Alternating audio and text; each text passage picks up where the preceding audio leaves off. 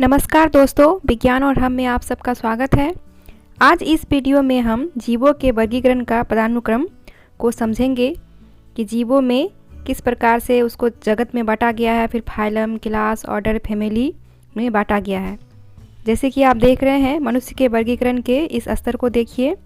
जगत यानी कि किंगडम, एनिमेलिया, फाइलम यानी कि कॉर्डेटा, वर्ग यानी कि क्लास, मेमेलिया, गण, ऑर्डर, प्राइमेट्स, कुल, फैमिली, होमिडी, वंश क्या है होमो, और स्पेसीज क्या है होमो सेपियंस।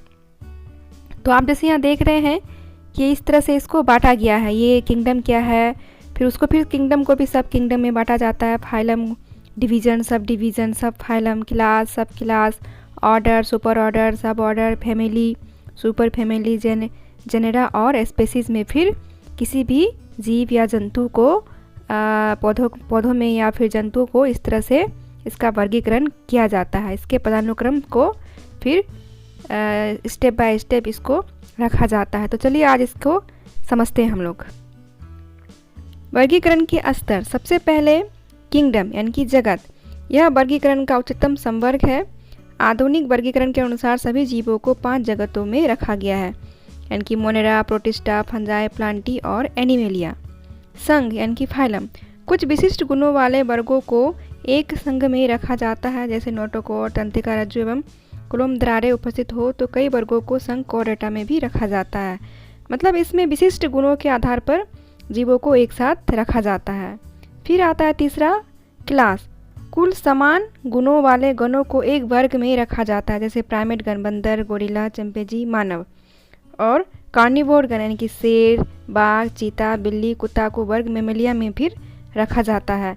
तो इस प्रकार से जिस जीव जंतु के कुछ लक्षण, कुछ विशिष्ट गुण मिलते हैं, उनको फिर एक क्लास में फिर उसके हिसाब से रखा जाता है।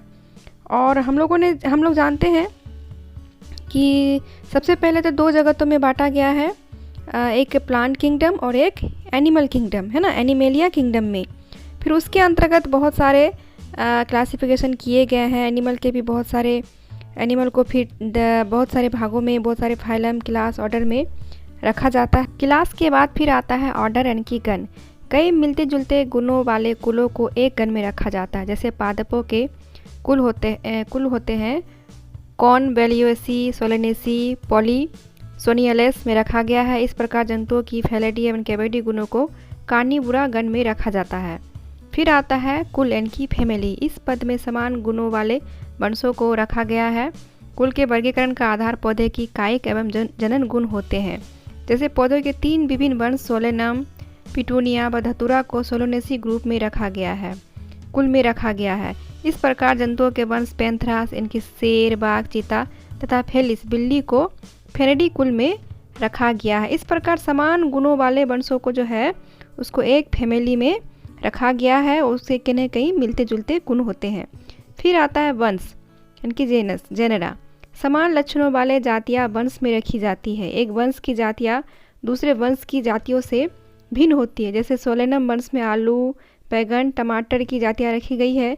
इसी प्रकार पैंथर में शेर व चीता जातियाँ रखी गई है। यानी कि समान लक्षणों वाली जातियाँ जो है उसको एक वंश में रखा जाता है। फिर आता है जाति, जिसको सबसे लास्ट में रखा गया है।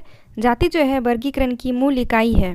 जीवों का जो है वर्ग, उसमें मौलिक समानता पाई जाती है, उसे जाति कहते हैं। मायर के अनुसार जाति जो है जंतुओं का ऐसा समूह है जिनमें परस्पर प्रजनन की क्रिया होती है, यानी कि वे आपस में प्रजनन कर सकते हैं और अपने जैसे दूसरे संतान पैदा कर सकते हैं।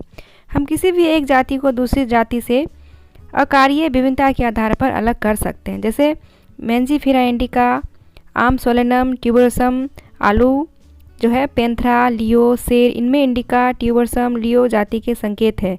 एक जाति के सभी जीव जो होते हैं प्राकृतिक रूप से समान होते हैं। यानी कि जाति में जितने भी सारे जीव आते हैं, जितने सारे पौधे आते हैं उस जाति के अंतर्गत, उसमें बहुत ही ज़्यादा समानताएं होती है। और उनमें सबसे बड़ी, सबसे खास जो गुण होती है कि वे आपस में प्रजनन की क्रिया को संपन्न कर सकते हैं, वे अपने जैसे संतान उत्पन्न कर सकते हैं। उम्मीद है आप लोगों ने आज के इस वीडियो में वर्गीकरण के पदानुक्रम को अच्छे से समझा है। किंगडम, सब किंगडम, फाइलम, क्लास, गण, है ना, फाइलम और जेनेरा स्पीसीज, इनके बारे में आप लोगों ने समझा। धन्यवाद। जय हिंद।